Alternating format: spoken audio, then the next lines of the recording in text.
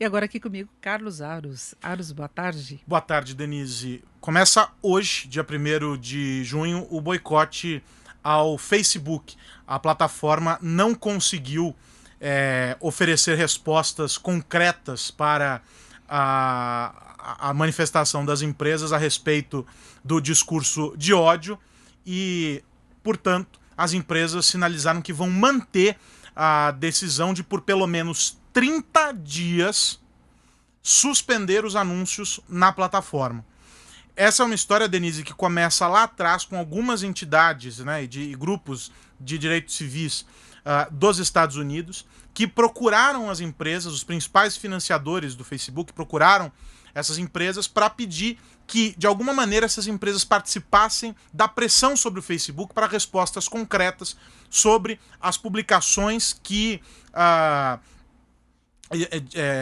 levam esse tipo de discurso para a plataforma.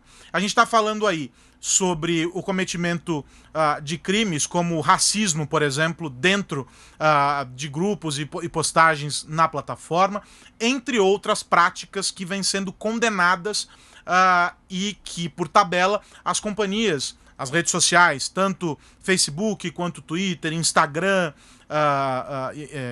todas essas plataformas têm encontrado dificuldades para criar mecanismos para coibir essas práticas. Seja por meio dos termos de uso, Denise, ou pela suspensão do acesso desses usuários à plataforma e depois o direcionamento para as autoridades responsáveis. E mesmo as postagens, né? Porque muitas vezes elas são denunciadas, qualquer usuário pode denunciar, inclusive colocar várias classificações de problemas de irregularidades, mas você vê que muitas dessas postagens continuam nas redes sociais, né? O usuário pode fazer isso, em princípio estaria colaborando para o Facebook agir contra abusos efetivos, contra crimes que são cometidos, né? E eles não fazem isso. Inclusive os funcionários do Facebook se manifestaram em relação a esse problema, né?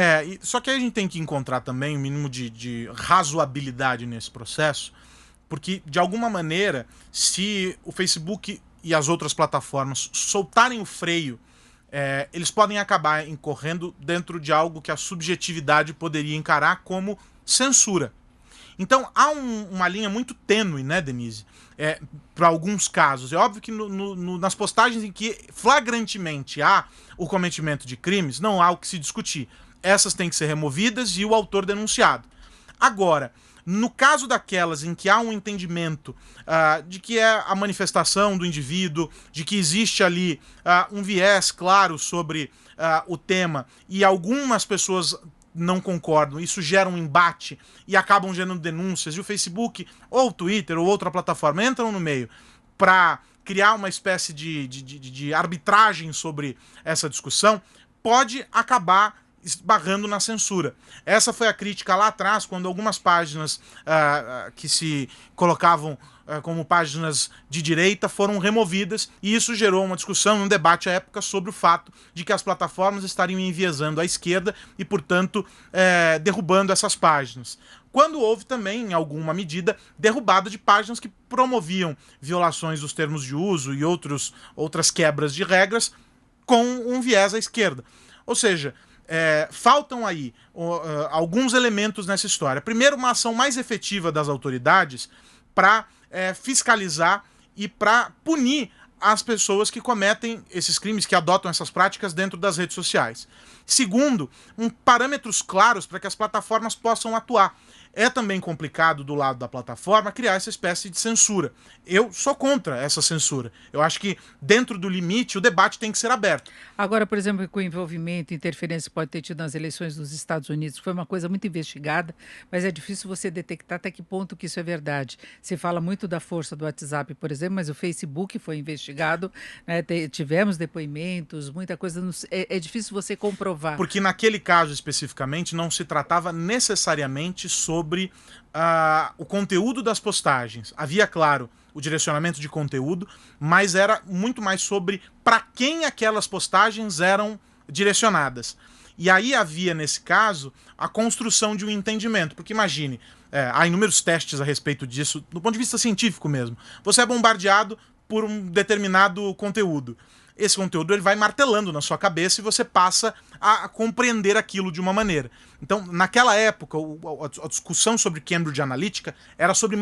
Eu até brinquei uma vez em um comentário dizendo que era a manipulação do DNA das pessoas, porque você conseguiu mexer no entendimento delas de alguma maneira, sem que elas percebessem. E você pode mexer com informação falsa. E você falsa pode também. mexer com informação falsa.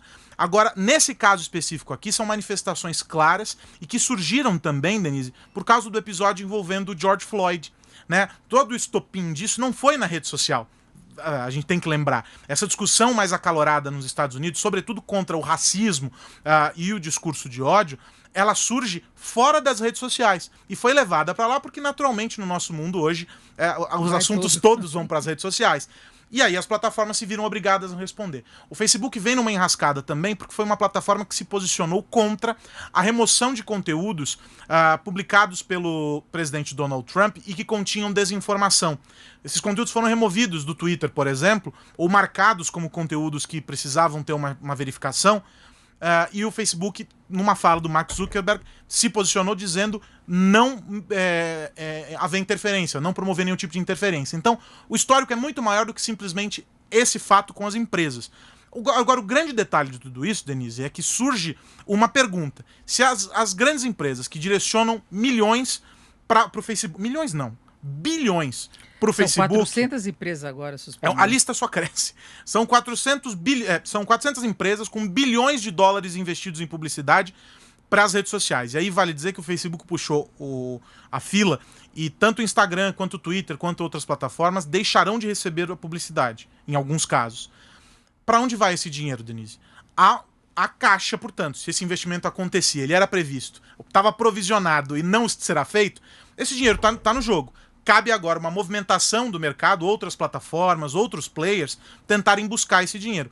Talvez lá na frente, como resultado disso, uma nova dinâmica se estabeleça. Um menor faturamento, uma menor entrega de receitas por publicidade para essas redes sociais e outras empresas, outras plataformas ganhando dinheiro com isso. Então a gente vai assistir a uma mudança das peças desse jogo aí nas próximas semanas. Eu acho que pode ter um pouco de responsabilidade, como acontece com os meios de comunicação tradicionais, né? Sim. Que você não deixa qualquer maluco sair falando o que quiser, né, em rádio, em televisão. Você tem uma responsabilidade, né?